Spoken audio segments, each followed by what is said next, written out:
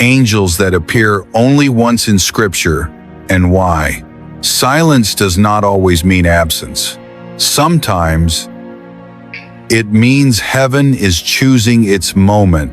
There are angels in the Bible who appear again and again, messengers, watchers, warriors. But there are others, beings who step into human history once, change everything, and are never seen again. No explanation, no return, no second appearance. And the question Scripture leaves hanging is unsettling. Why would God send an angel only once and never again? Tonight, we step into those moments. Moments where heaven opened briefly, just long enough for a single assignment, then sealed itself shut. Because some angels were never meant to stay. They were sent to interrupt history. Before we go further, if you value thoughtful, cinematic explorations of Scripture, take a moment to like this video, share it with someone who needs it, and subscribe to the Bible Project for more cinematic Bible stories. The Bible does not introduce angels casually. When they appear, something irreversible is about to happen. Empires shift, covenants change, judgment falls, or mercy arrives just in time. Yet there are certain angels whose presence is so specific, so precise, that Scripture records them once and only once. Not because they were weak, not because they failed, but because their assignment was singular. Let us begin where fear first entered the human response to angels. The angel at the east of Eden. The garden is quiet now. The voice that once walked in the cool of the day is silent. The ground itself feels different, heavy. Adam and Eve are no longer standing in innocence. They are leaving. And then Scripture says something extraordinary. So he drove out the man, and he placed at the east of the Garden of Eden cherubim and a flaming sword which turned every way to guard the way to the tree of life. Genesis 3:24. This cherubim is never named, never described again, never recalled in later visions. Why? Because this angel was not sent to speak, it was sent to close a door forever. The flaming sword does not threaten. It declares finality. This angel appears once because Eden was never meant to be reopened by human hands. The assignment was complete the moment humanity crossed the boundary. Some angels exist only to mark the end of an age. The destroyer in Egypt. Night falls over Egypt. Not metaphorical darkness, not poetic silence. A darkness so thick that Scripture says it could be felt. Inside homes marked with blood, families wait. Outside, the unseen moves. For the Lord will pass through to strike the Egyptians. And when he sees the blood, the Lord will pass over the door and not allow the destroyer to come into your houses to strike you. Exodus 12:23. The text does not name this angel. It simply calls him the destroyer. He appears once. Why?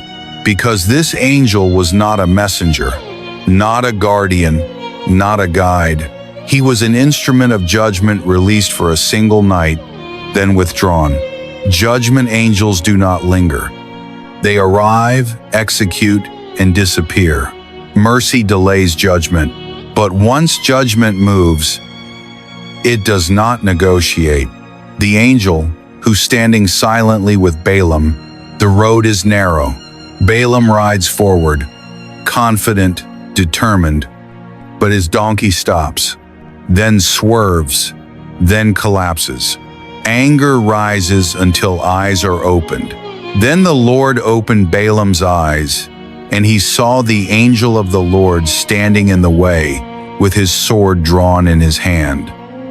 Numbers 22:31. This angel speaks only after being seen, and when he finishes speaking, he is never seen again. Why? Because this angel's role was interception, not destruction, not guidance, interruption. Some angels appear once because they exist to stop a single moment that would alter destiny forever. Once the path is corrected, the angel withdraws. Heaven does not overstay its intervention. The angel who struck down an army, Jerusalem, sleeps. The Assyrian army does not. 185,000 soldiers breathe, sharpen weapons, plan conquest.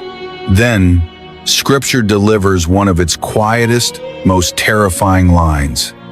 And it came to pass on a certain night that the angel of the Lord went out and struck in the camp of the Assyrians 185,000. 2 Kings 19:35. No description of the battle, no sound effects, no resistance. Morning comes, the army is gone. This angel never appears again. Why? Because this was not war, it was a verdict.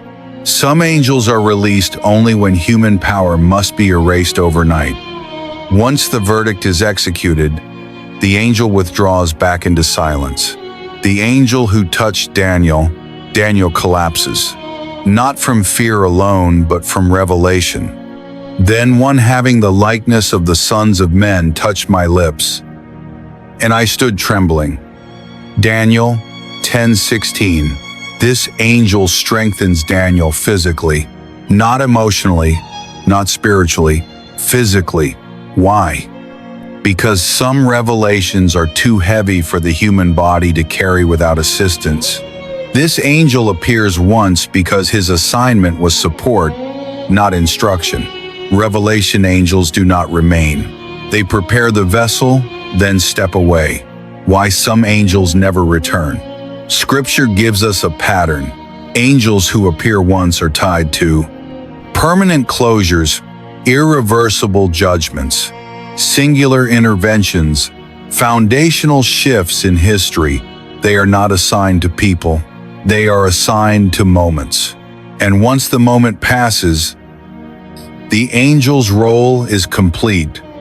Heaven does not repeat what does not need repeating. Here is the sobering truth Scripture reveals. The rarity of an angel's appearance is not a sign of weakness. It is a sign of precision. Some angels are sent because there will never be another chance. The moment must not fail. The outcome must be permanent. And once heaven completes what it intended, it does not look back. Not every silence means nothing is happening. Sometimes it means heaven has already moved once and will not repeat itself. The Bible does not record these angels again because their assignments were complete. History had shifted, and humanity moved on, often unaware of how close eternity had come. If you want to continue exploring the unseen world of Scripture, angels, heaven, judgment, and the moments that changed everything, subscribe to The Bible Project. Here, we don't rush the Bible. We step into it, and we listen. Even when heaven speaks only once,